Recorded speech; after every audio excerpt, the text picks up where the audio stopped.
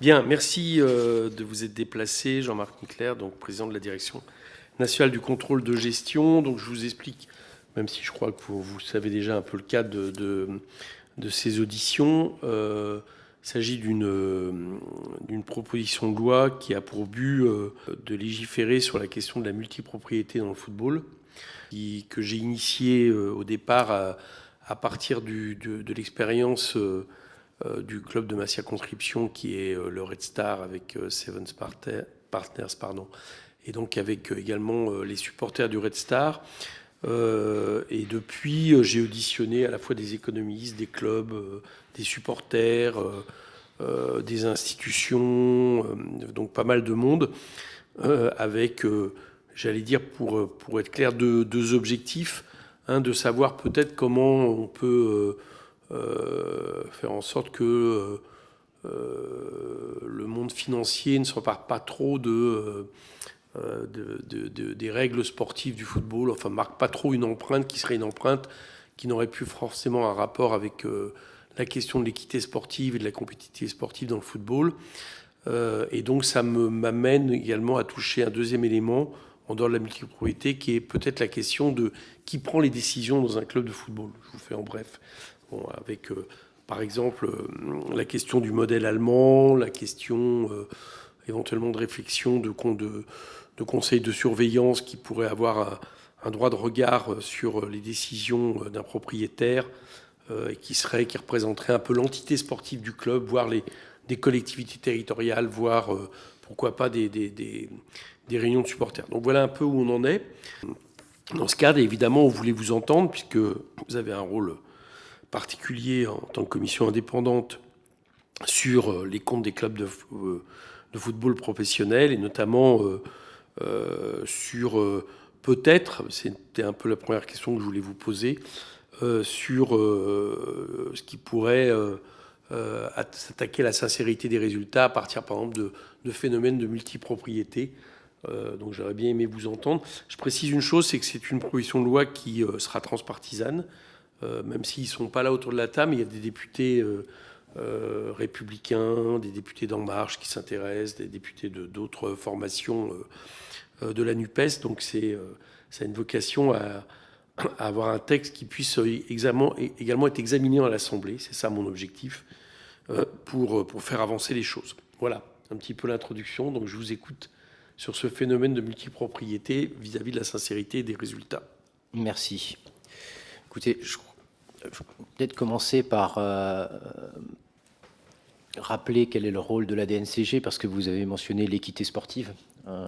Et je crois qu'une des missions fondatrices définies par la loi de la DNCG, c'est de protéger l'équité sportive des championnats professionnels en garantissant qu'aucun club, au fond, n'achète de victoires à crédit, qu'aucun club n'investisse plus que ce qu'il n'a les moyens de le faire. Je crois que c'est important de préciser que, au fond, c'est une définition qui est très technique de l'équité, puisqu'elle s'affranchit de celle qui pourrait être de temps en temps considérée par notamment les supporters, qui considèrent que la disparité des moyens mis en œuvre par les différents clubs dans nos championnats aujourd'hui crée de facto une rupture d'équité, au sens, je dirais, moral du terme. Donc nous, DNCG, on va se cantonner à la définition technique et de dire c'est équitable dès lors qu'un investisseur, dès lors qu'un actionnaire, qu'un propriétaire de club dispose des moyens pour couvrir les dépenses qu'il va faire, quand bien même ces moyens pourraient être jugés disproportionnés par rapport à ceux d'autres clubs. Nous considérons qu'il n'y a pas de rupture d'équité au sens de la loi. Pourquoi je dis ça? Parce que quand on observe le phénomène de la multipropriété, là aussi, il faut le remettre dans le contexte du football professionnel dans son ensemble, du football professionnel français en particulier. et rappeler qu'au cours des 4 dernières années, le football professionnel français est le seul, parmi tous les footballs professionnels au monde, à avoir dû à la fois affronter la faillite de son diffuseur principal, Mediapro, l'arrêt des championnats dans le cadre de la pandémie et les conséquences de 2 ans et demi de pandémie, post-pandémie, avec des jauges réduites.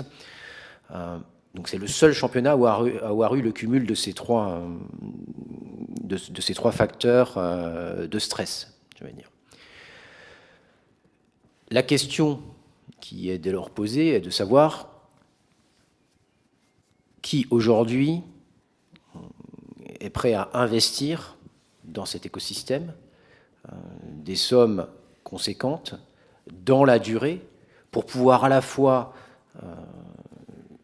je dirais, récupérer du passé et donc reconstituer des capitaux propres qui ont été très largement entamés par cette crise et investir dans le futur, dans la durée, encore une fois, dans une économie qui est extrêmement compétitive et qui est extrêmement intensive en termes de consommation de capital.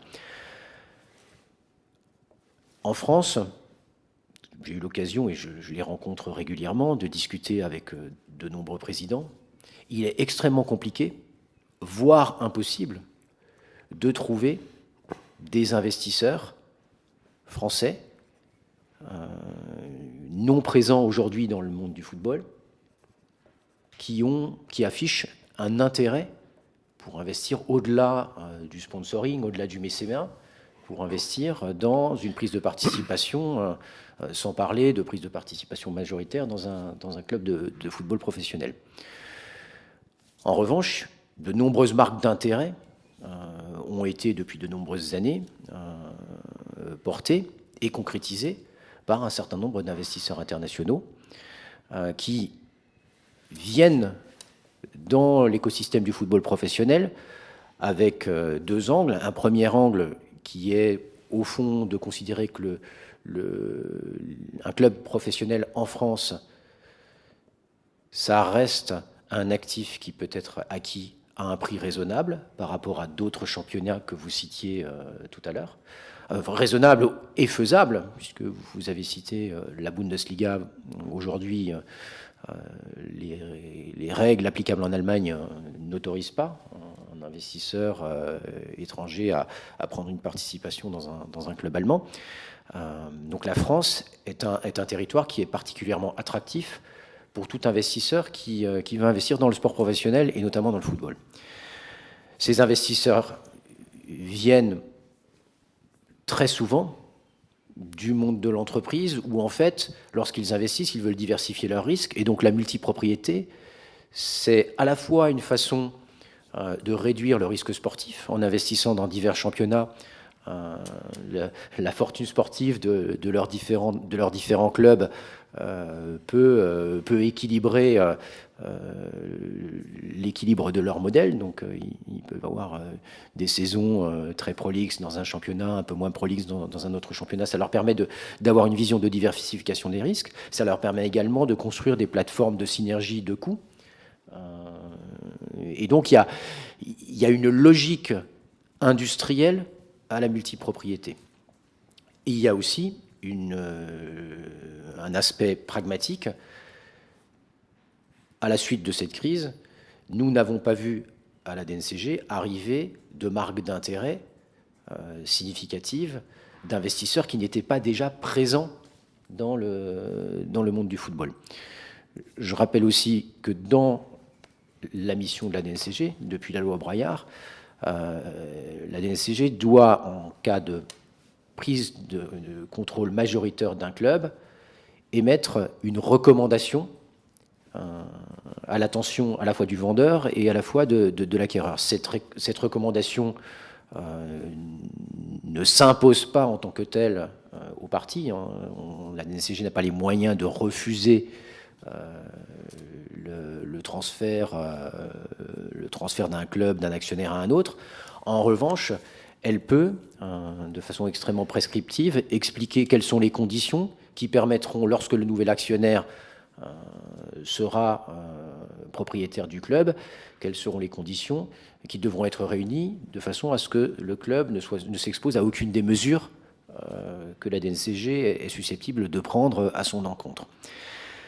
Donc ça permet d'avoir un dialogue riche au départ avec les investisseurs qui sont intéressés, et ça permet là aussi, dans le cadre particulier de la multipropriété, de bien comprendre les tenants et les aboutissants du projet des investisseurs concernés, et de s'assurer qu'il n'y a pas de volonté dans la construction du projet, au fond, de construire un mécanisme de poupée russe, de club mère, club filial, qui altérerait à terme la compétitivité des clubs français et au fond l'équité de traitement au sein d'un même championnat entre un club qui serait détenu par un actionnaire unique et un club qui serait détenu par un actionnaire multipropriétaire.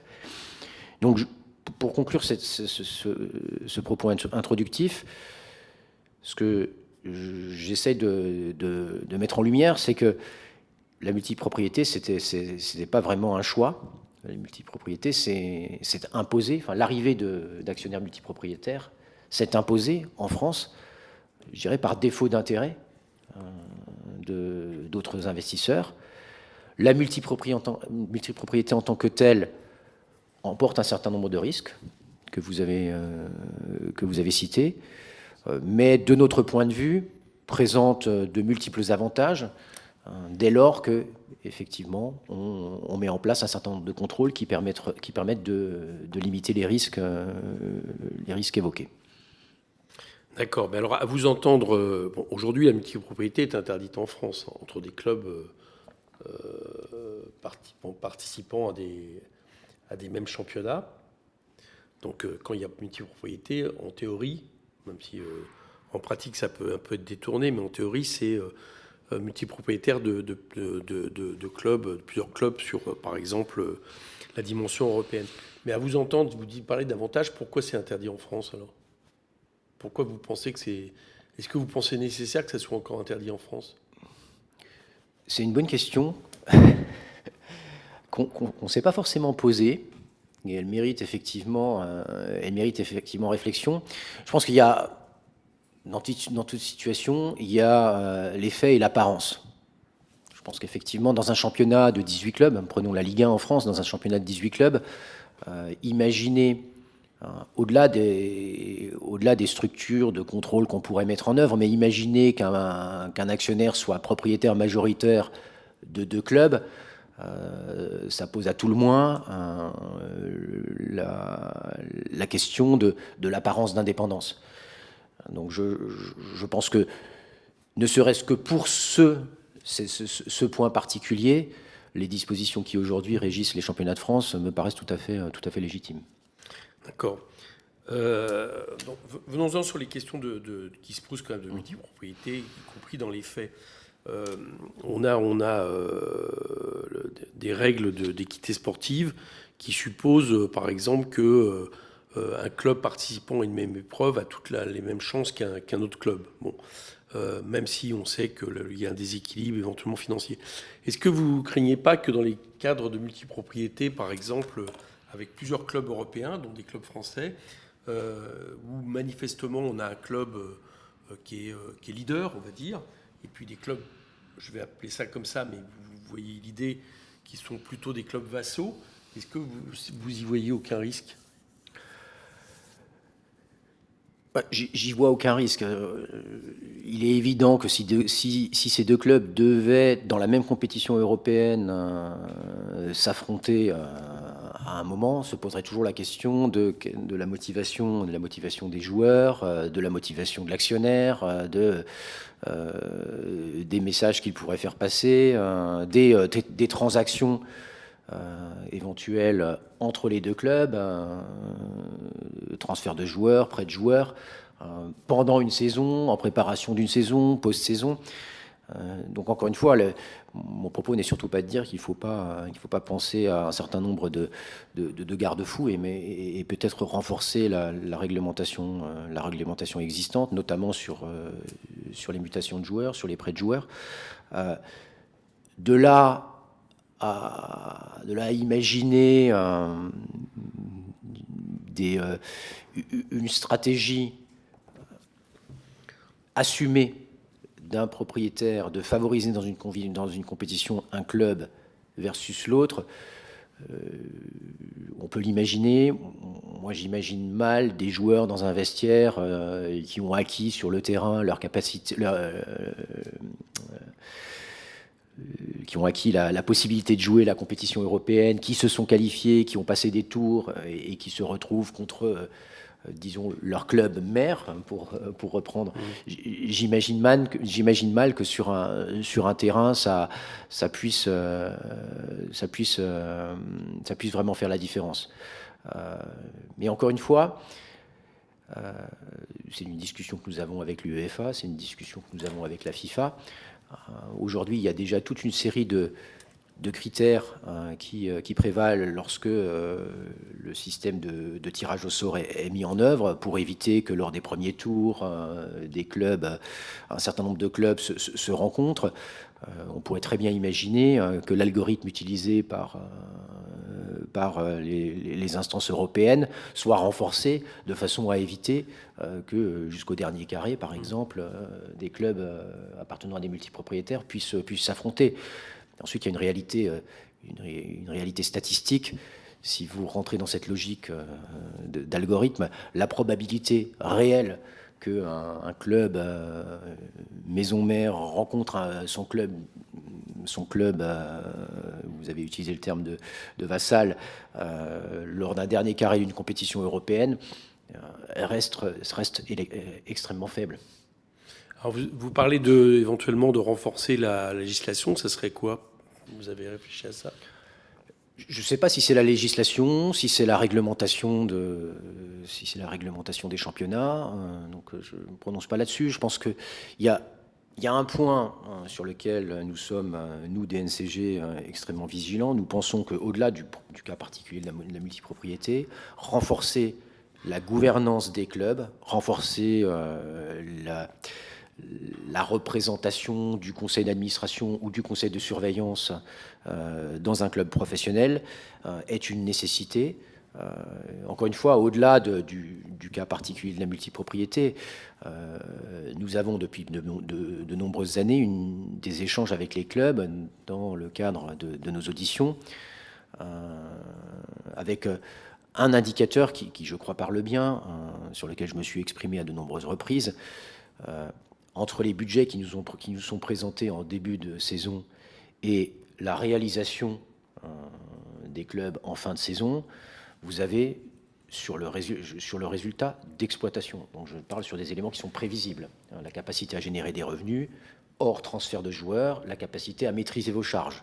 Donc des éléments qui, dans toute entreprise, sont des éléments que l'on peut budgéter avec un certain niveau de confort. En Ligue 1, l'écart entre le résultat d'exploitation budgété et le résultat d'exploitation réalisé est, en moyenne, chaque année, supérieur à 25%. Donc, ce que j'explique aux chefs d'entreprise qui dirigent ces entreprises-là, dans mon monde, dans l'entreprise réelle, vous faites un écart de 25% sur votre résultat d'exploitation, vous ne survivez pas très longtemps en tant que dirigeant d'entreprise.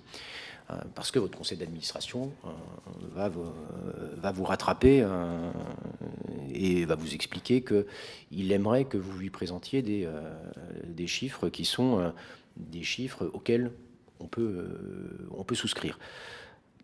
Ça montre, je dirais pas forcément la faiblesse, mais une certaine complaisance des instances de gouvernance des clubs professionnels en France.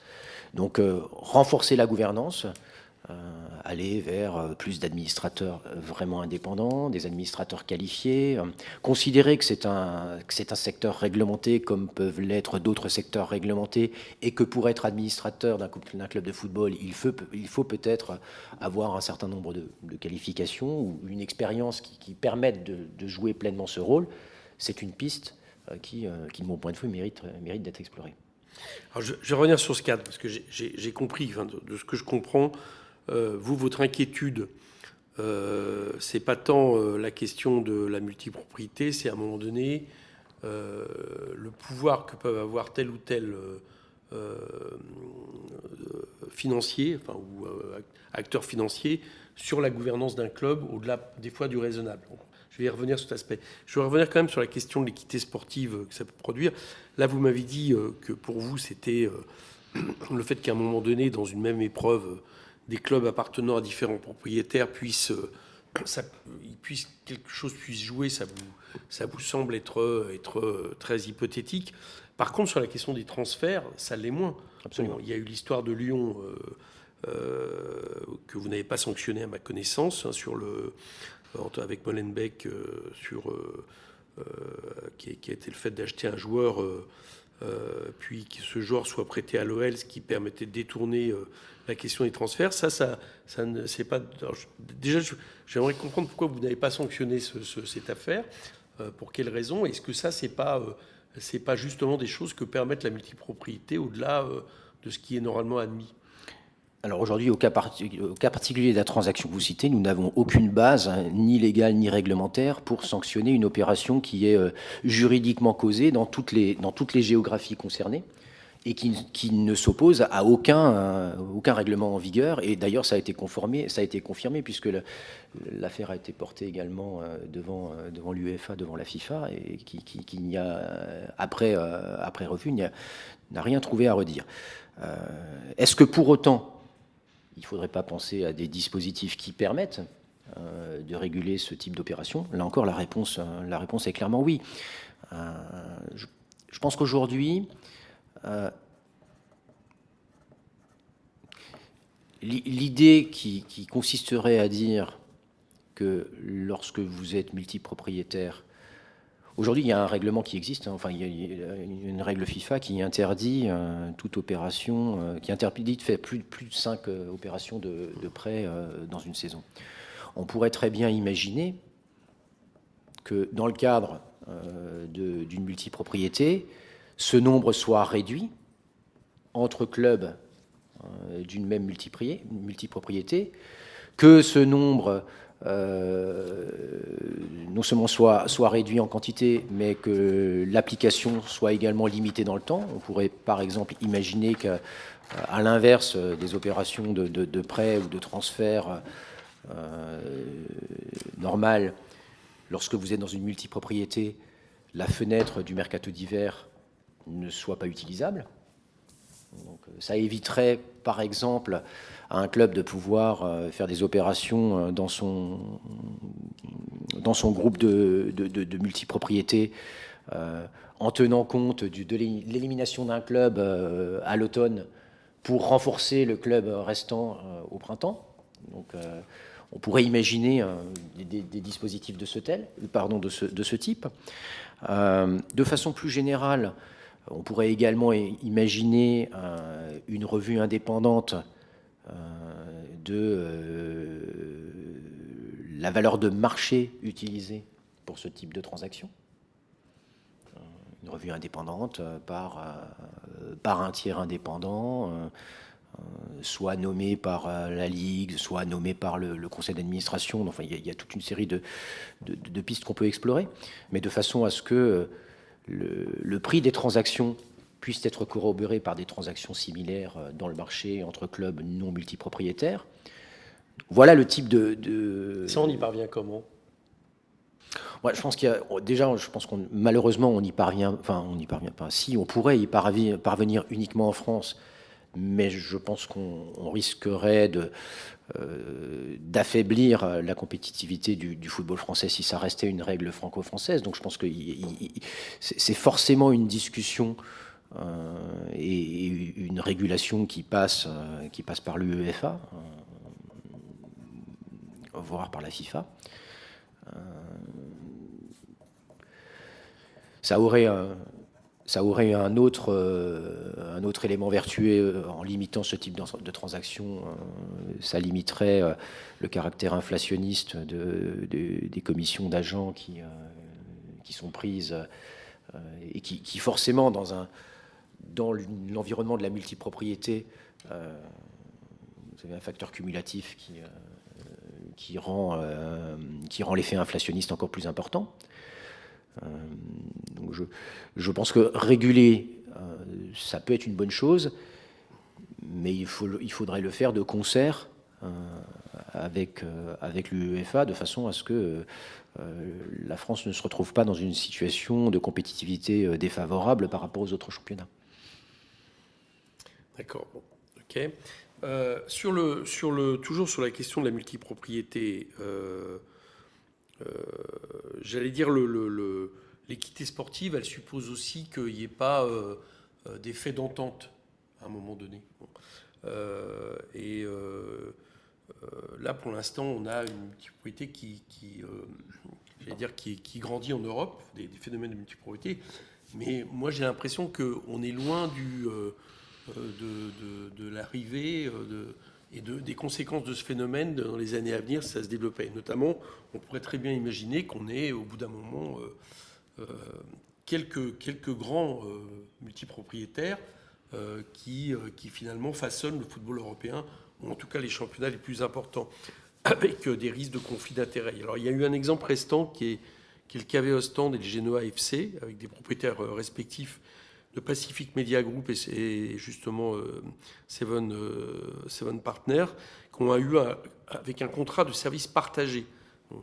Et dans ces cas-là, est-ce que vous n'avez pas l'impression que c'est quelque chose qui est justement pratique, à des pratiques anticoncurrentielles qui sont un peu théoriquement l'essence du football, quoi. C'est-à-dire qu'on ne peut pas imaginer qu'il y ait des ententes comme ça où là, vous parlez tout à l'heure de joueurs de foot, vous imaginez mal que dans un vestiaire, ils puissent... Mais là, si les intérêts sont tels, avec une structuration où ces multipropriétaires prennent le pas sur même les instances sportives, est-ce qu'il n'y a pas un risque dans l'avenir? Ça ne vous inquiète pas? Ou ça vous inquiète? Ou vous pensez que c'est de la science-fiction, quoi, pour aller vite? La science-fiction, enfin... Je crois que là aussi, moi, je séparerais deux choses. Le fait que vous parlez de plateforme de services partagés. Le fait que un propriétaire utilise, par exemple, des analyses de données.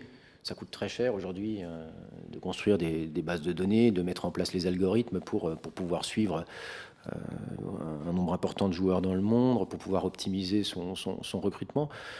Le fait qu'un groupe constitue, je dirais, une base de données qui soit mise à disposition de plusieurs clubs dans son giron,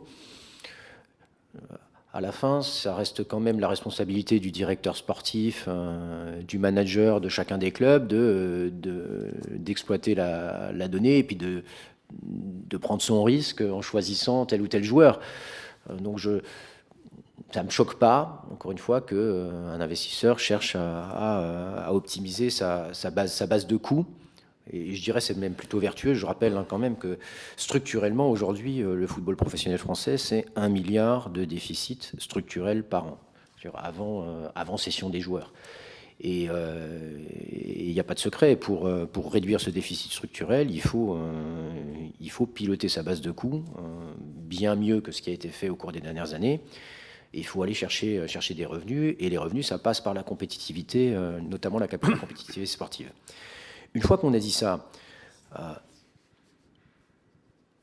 les intérêts en jeu sont tels que les risques que vous évoquez, de mon point de vue, malheureusement, ils existaient avant la multipropriété. On l'a vu notamment en Italie où il y a eu plusieurs, et c'est public, plusieurs opérations, alors que chaque club est détenu par un actionnaire unique, plusieurs opérations de transfert, de convenance, qui ont permis de flatter les comptes des clubs italiens.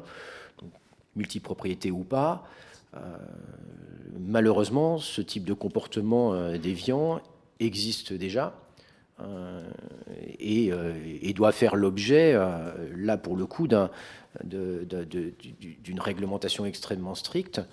Je ne souhaite pas survendre le rôle de la DNCG, mais quand même ce que nous faisons en France est assez unique aujourd'hui en Europe, où notre contrôle nous permet d'identifier des situations qui nous paraissent anormales. Alors vous en avez cité une tout à l'heure sur laquelle nous n'avons effectivement pas pu interagir, mais parce qu'elle dépassait les frontières hexagonales. Et notre combat aujourd'hui, c'est plutôt de continuer à discuter avec l'UEFA et de promouvoir le modèle de contrôle français de façon à ce que ce modèle-là soit exporté et soit mis en œuvre au niveau européen sur des bases cohérentes, parce que nous pensons que c'est le meilleur moyen de continuer à pouvoir attirer des investisseurs dans un environnement qui est quand même régulé et qui permet d'ériger des garde-fous contre un certain nombre de pratiques que vous évoquez. Donc science-fiction, non, malheureusement, non, ça peut arriver. Est-ce que, de là à imaginer un cartel d'un certain nombre de multipropriétaires organiser à sa main les compétitions et choisir, prédéterminer le vainqueur de chaque compétition, ça non, ça je vois pas ce risque-là. Le vrai risque, on le connaît, c'est les velléités toujours existantes de construire une ligue fermée autour d'un certain nombre de clubs européens. Celui-là, il me paraît plus prégnant, et deux, beaucoup plus dangereux sans parler d'équité sportive, beaucoup plus dangereux pour l'esprit du football et du football professionnel aujourd'hui. Parce que là aussi, ce qu'on oublie beaucoup, c'est que le football professionnel, notamment en France, est vital pour le football amateur. Et donc déconnecter complètement à travers une Super League les revenus d'un certain nombre de clubs européens de la base de ceux qui font ce sport, ça me paraît être un risque et un danger beaucoup plus important. Et puis figer d'une manière définitive une hiérarchie. Et figer une hiérarchie. Ouais. D'accord. Je reviens sur la question, excusez-moi, mais je veux passer à autre chose, mais je reviens sur la question pour que vous éclairiez ma lanterne, y compris sur les réglementations qui devraient être évoluées au niveau européen. Sur la question de l'OL avec le Molenbeek, vous dites que vous ne pouviez pas finalement intervenir parce que il y avait une dimension européenne qui se mêlait là-dedans, mais à la fin, il y a quand même le prêt de ce joueur à l'OL. Ça, vous ne pouviez pas l'empêcher ?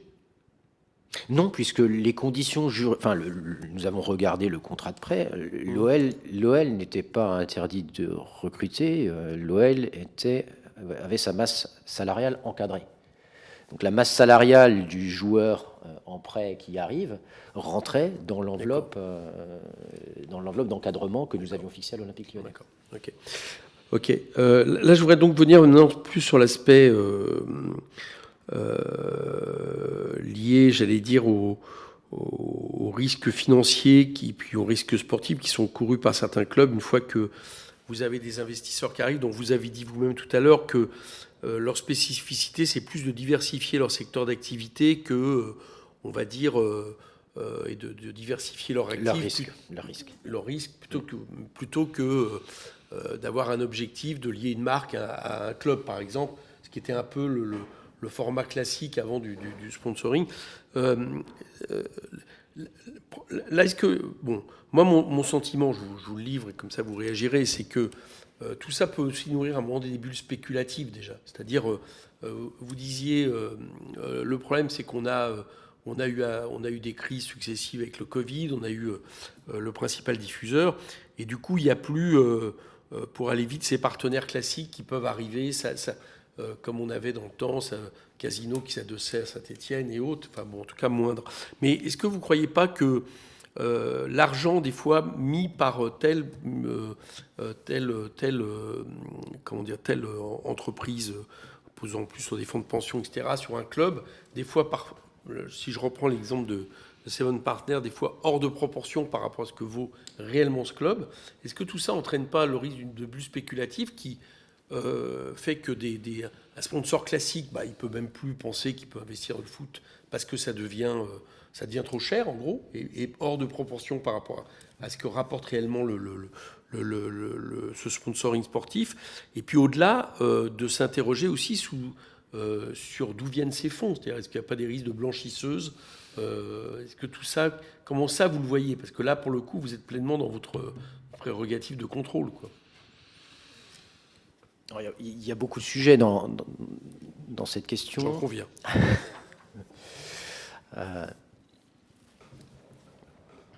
D'abord, vous avez aujourd'hui, dans ceux qui, au cours des 4-5 dernières années, ont investi dans le football professionnel, notamment en France, vous avez 3 types d'investisseurs. Vous avez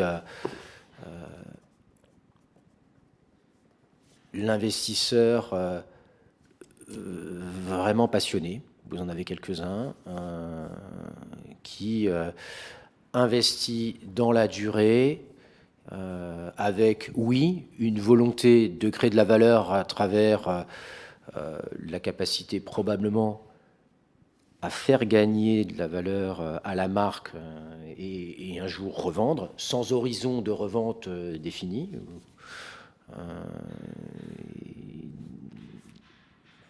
Qui souvent d'ailleurs sont des investisseurs multipropriétaires, qui ont 2 ou 3 clubs, mais qui ne sont pas des fonds, et qui, dans cette logique-là, essaient de diversifier leurs risques en se disant, le jour où je sortirai, il y a bien un club qui me permettra de rentabiliser mon investissement.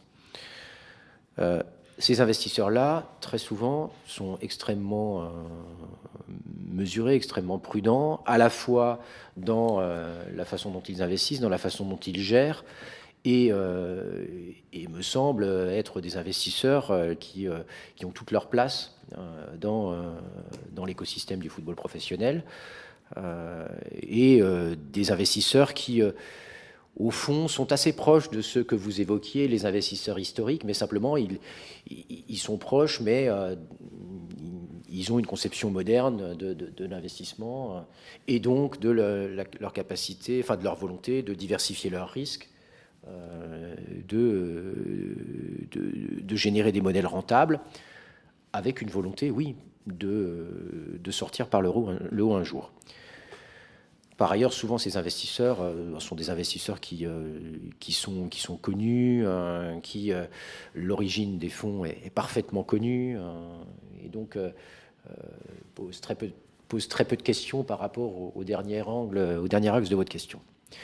Ensuite, vous avez les fonds de capital investissement, de capital risque, qui eux aussi ont, entre guillemets, pignon sur rue, qui sont des fonds connus de toute la sphère financière, qui sont souvent des fonds diversifiés, qui investissent dans toute une série d'actifs différents, qui viennent dans le football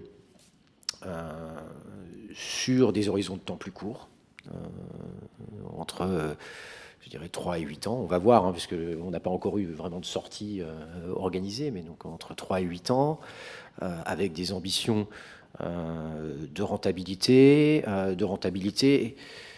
qui, au fond, reposent sur 2 éléments, comme les investisseurs précédents, sur le développement d'une marque et la construction d'un actif qui permettra de revendre plus cher le club, mais aussi sur le développement d'une base de joueurs, et donc sur le souhait, la volonté de générer des résultats de transfert pour flatter cette rentabilité. Ces investisseurs, ils ont un avantage c'est qu'ils ont souvent une surface financière extrêmement large, donc tout à fait compatible avec les besoins d'investissement à la fois en infrastructure, à la fois en construction d'actifs joueurs nécessaires pour faire des clubs compétitifs en Europe. Ils ont une zone de faiblesse, c'est que pour la plupart d'entre eux, ils s'en défendent, mais pour la plupart d'entre eux, ils ont une expérience extrêmement limitée de ce qu'est le football en Europe. Et par essence, souvent leur comparaison, c'est de comparer le football européen avec le sport professionnel aux États-Unis, donc dans des environnements de ligue fermée, avec un risque sportif beaucoup plus limité que celui qui prévaut en Europe et en France. Et donc, on a vu au cours des dernières années les limites inhérentes à cette absence de connaissance du système, qui ne peut être en fait que mitigée par l'apport d'expertise au sein des équipes de management, de gens qui savent faire. Donc on a vu certains clubs qui commencent à prendre les bonnes décisions. Le risque de ce type d'investisseurs, alors il y a un risque individuel, qui est celui que j'évoquais. Est-ce qu'ils sont bien là pour les bonnes raisons? Est-ce qu'ils ont bien compris le risque et la nécessité de réinvestir pour couvrir l'aléa sportif si vraiment ils veulent développer donc le risque individuel, c'est la lassitude un jour de remettre de l'argent, et donc je retire mes billes, je m'en vais et je laisse le club dans une situation qui sera celle malheureusement au jour de mon départ. Il y a un risque plus important encore, c'est le risque systémique de voir 2 ou 3 de ces investisseurs partir en même temps. Et donc là encore, la DNCG joue un rôle particulièrement important en France, puisque à travers les ratios mis en œuvre qui s'imposent à tous les clubs de contrôle de la masse salariale, de contrôle du niveau de l'endettement, de renforcement des fonds propres, on force ces investisseurs à couvrir les risques et notamment à réduire leur apport en dette pour privilégier des apports en capitaux propres.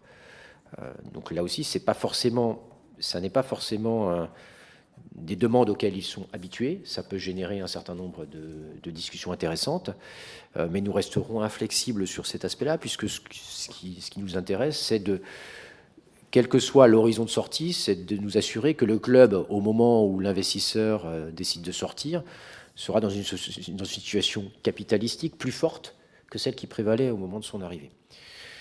Et vous avez les derniers, donc c'est les derniers investisseurs qui sont des investisseurs qui sont moins connus, que nous découvrons lorsqu'ils nous sont présentés par les actionnaires actuels et qui sont vendeurs, qui peuvent venir d'horizons variés, géographiques, industriels, et pour lesquels il est parfois compliqué, effectivement, de retracer l'origine des fonds. Là, nous jouons pleinement notre rôle, c'est-à-dire que nous posons toutes les questions qui nous paraissent légitimes, nous demandons toute la documentation qui nous paraît nécessaire pour bien comprendre d'où vient l'argent et quelle profondeur ces investisseurs ont pour permettre de couvrir d'éventuels aléas futurs. Mais une fois que, et nous interrogeons, une fois que ces interrogations sont posées, sont formalisées dans la recommandation que nous adressons aux vendeurs et à l'acheteur, malheureusement, aujourd'hui, les textes ne nous permettent pas d'être plus prescriptifs et d'empêcher, le cas échéant, ce type d'investisseur de prendre le contrôle d'un club. Vous le regrettez? Oui. Qu'est-ce qu'il faudrait pour que vous ayez plus cette possibilité? Je pense qu'il faudrait un rôle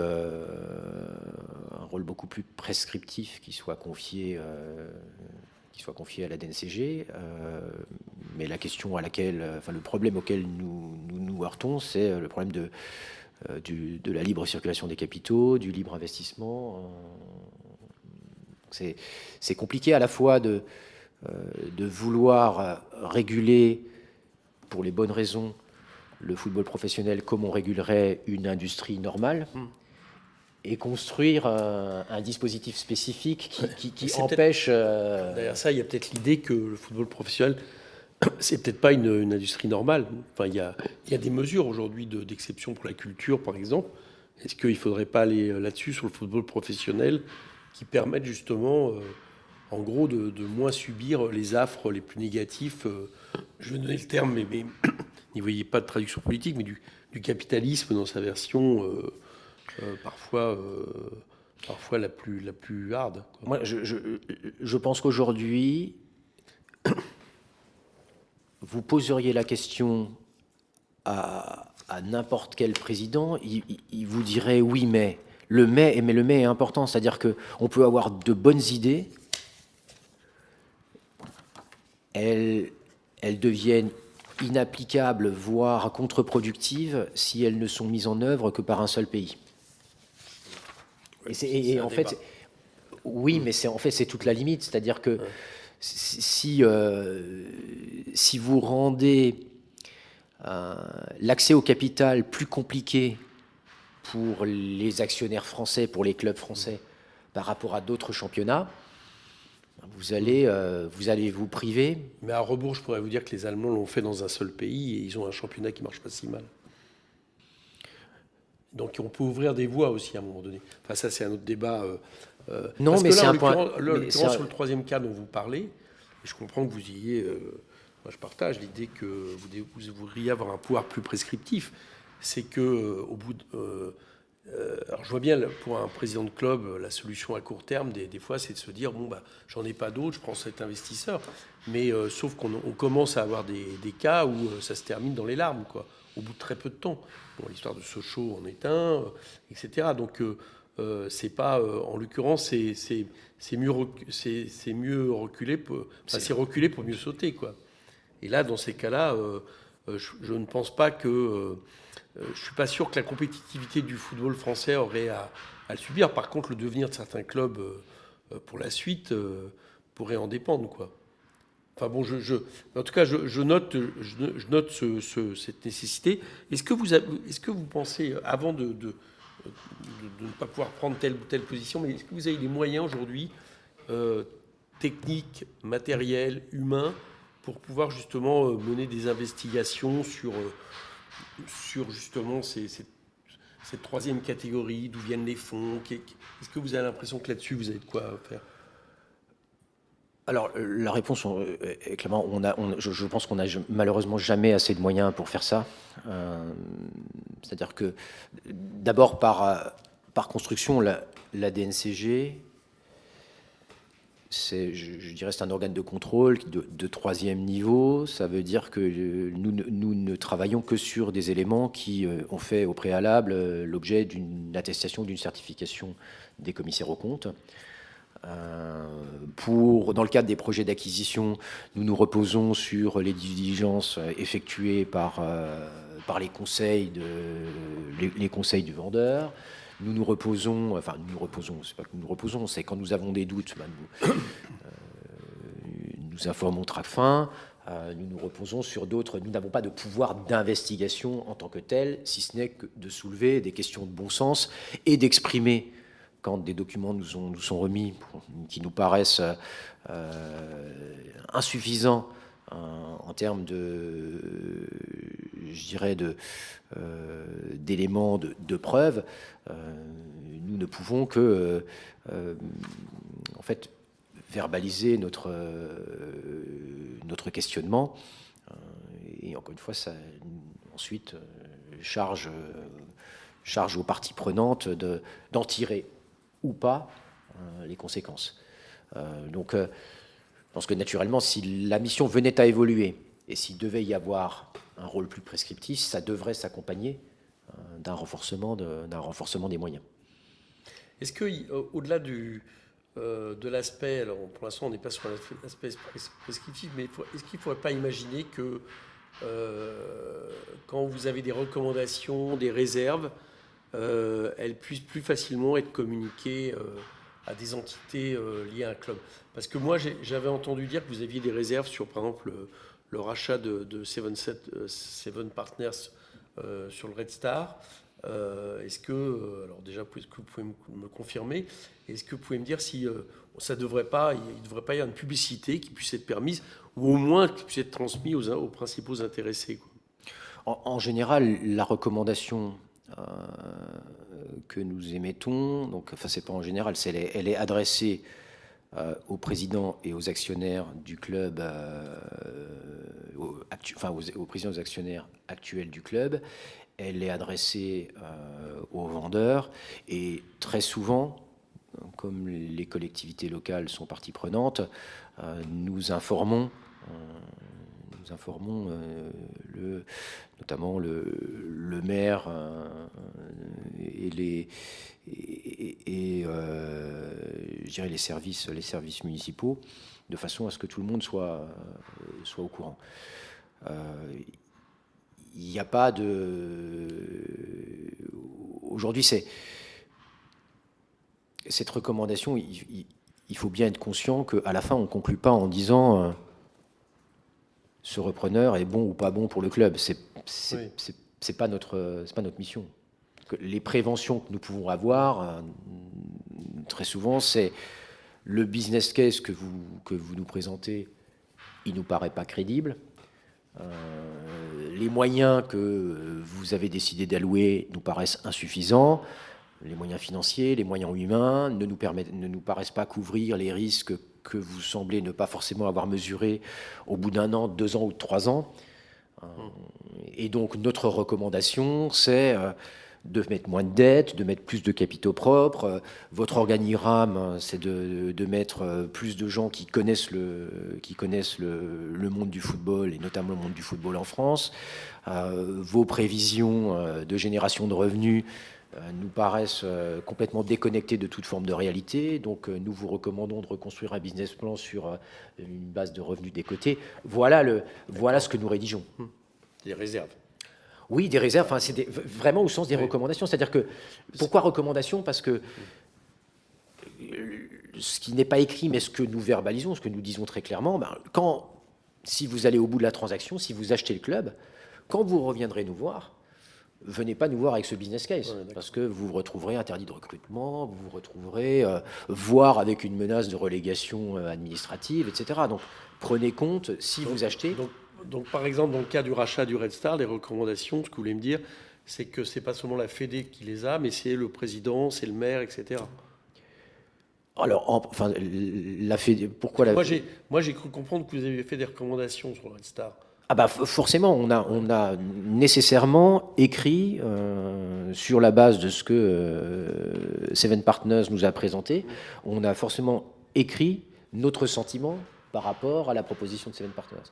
Et donc cette recommandation, elle a été adressée à Patrice Haddad, elle a dû être adressée à Seven Partners, et je pense, il faudrait que je vérifie, mais je pense qu'elle a dû être adressée à d'autres parties prenantes. D'accord. Ok. Je voudrais vous, avant d'aller vers la conclusion, c'est quoi votre regard sur toutes les... justement un peu sur tous les financements un peu alternatifs, construction, financement alternatif qui émergent. Alors je pense par exemple à la manière dont le club de Rodez s'est adossé à une espèce de club des partenaires, enfin il n'appelle pas ça comme ça, mais ça revient un peu à ça. Je pense aussi à l'actionnariat populaire par exemple, lancé par les sociaux. Comment vous voyez? Est-ce que pour vous c'est des modèles à mettre en avant? Comment vous voyez ça? Alors, moi, je suis favorable à une forme, encore une fois, je vous l'ai dit tout à l'heure, à une forme de renforcement de la gouvernance. Et dans les exemples que vous citez, très souvent, ça veut dire que, au-delà de l'aspect financement, qui finalement est souvent très conjoncturel, et pas vraiment à la hauteur de l'enjeu dans la durée. Il est conjoncturel parce qu'il permet de boucler un financement dans une situation très particulière. Ça ne répond pas, et de loin, aux besoins de financement futur des clubs que vous évoquez. Et je doute de la capacité de ces financements alternatifs d'être dans la durée une source de financement qui permette de répondre à la hauteur des enjeux. En revanche, je pense que ça permet d'avoir un regard, je dirais pas indépendant forcément, mais un regard différent d'autres parties prenantes dans la gestion et les orientations stratégiques d'un club. Donc c'est plutôt une bonne chose dans l'esprit. En revanche, encore une fois, ça ne peut pas être une réponse aux besoins importants capitalistiques de cette industrie. De manière pérenne. De manière pérenne. Parce que quand moi j'ai auditionné à la fois les supporters de Sochaux, mais le club de Rodez aussi, ils se mettaient d'accord à l'idée, alors ça touche à la question, est-ce que le sport et le football en particulier ne doivent pas être vécus comme étant aussi s'appuyant sur une exception. Bon. Et en l'occurrence, ce qu'ils mettaient sur la table, c'était l'idée c'était bien commun. Voilà, un bien commun territorial. C'est-à-dire qu'un club, c'est un bien commun territorial qui ne peut pas être considéré comme une marchandise comme une autre, parce qu'en réalité, il s'appuie à la fois sur une histoire, sur des collectivités, enfin vous voyez le schéma. Est-ce que ça, vous ne pensez pas qu'on devrait peut-être, alors je ne sais pas si c'est valable pour tout le football, mais est-ce que ça ne pourrait pas être des choses qui permettent justement à des clubs de ce type d'avoir une certaine forme de, entre guillemets, d'avantage par rapport à leur construction plus vertueuse, j'allais dire. Est-ce que ça, c'est pas des choses sur lesquelles on pourrait travailler? J'aime beaucoup le concept de bien commun territorial. Je pense que c'est effectivement une idée qui fait sens. Encore faut-il s'entendre sur qui définit le territoire concerné. Pourquoi je dis ça? Parce que vous citiez, on parlait du football allemand tout à l'heure, qui a réussi dans un modèle un peu différent. Oui. Pour quelle raison? Parce qu'il y a une culture footballistique et une culture de supporters en Allemagne qui est bien différente de celle qui existe en France. En France, vous avez un certain nombre de villes de football qui, de mon point de vue, répondent parfaitement, définissent parfaitement le territoire, le territoire dans la définition de ce que devrait être un bien territorial commun, qui sont des villes où, quels que soient les résultats des clubs, les supporters vont venir, qui sont des villes où il y a une vraie identification à ce sport, au maillot, où, pour aller jusqu'au bout de la logique, il y a une zone de chalandise commerciale qui permet de construire en fait un modèle autour de la génération de revenus. À côté de ça, vous avez toute une série de clubs aujourd'hui qui malheureusement ne génèrent aucun revenu. Aucun revenu. Qui sont des clubs qui sont entièrement subventionnés par la cascade de droits télé, par quelques subventions des collectivités territoriales et par l'apport d'un mécène. Mais il n'y a pas de billetterie, il n'y a pas de revenu marketing, il n'y a pas d'expérience stade, il n'y a pas d'affluence en tant que telle. Et donc, la question qui se pose, c'est plutôt de savoir si on va dans cette logique de bien territorial commun, c'est d'avoir une reconnaissance que ça ne peut pas être défini par les édiles concernés, mais que ça doit s'appuyer sur une vraie réalité économique, un bassin d'emploi, un bassin de consommation, un bassin de football amateur qui permettent de créer un pool de talents, etc. Et ça, c'est une discussion qui est extrêmement compliquée. Vous citiez 2 clubs. Je répète, Rodez et Sochaux, c'est 2 réalités complètement différentes. Sochaux, ça a une histoire. Dans le football, ça a une... Que peu de clubs en France peuvent en fait endorser.